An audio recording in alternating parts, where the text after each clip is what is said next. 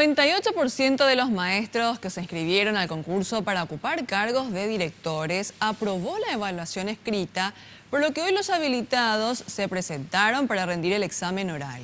Destacan la mejoría en el rendimiento, ya que solo 48 maestros no alcanzaron el puntaje mínimo.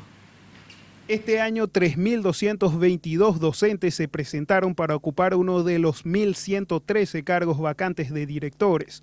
Solo 48 de ellos se aplazaron porque no alcanzaron el puntaje mínimo requerido, que es el 70% en el examen escrito. Sin embargo, el 98% aprobó el test, un 8% más que el año pasado.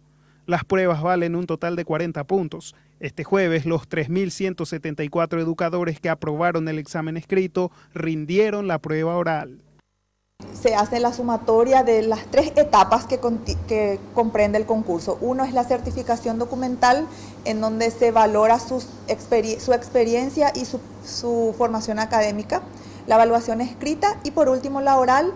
La sumatoria de los puntajes obtenidos después determina quién accede al cargo y esos resultados preliminares se publican mañana. Los postulantes destacaron la cantidad ínfima de aplazos.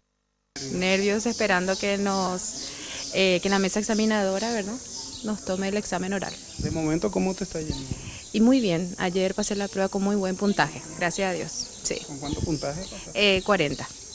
Lo último que tengo que afrontar, entonces esperando tranquilita nada más. ¿A qué cargo es esto? ¿Para qué? Para vicedirección.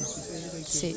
¿Y qué tal es tu primer concurso? ¿Ya tuviste? Sí, ya concursé por concurso docente. Este año había aprobado luego y ahora estoy concursando por segunda vez. Aproximadamente 800 evaluadores, técnicos, miembros de comisiones del MEC acompañan el proceso de evaluación en las diferentes sedes del país. Este viernes se sabrán los resultados finales.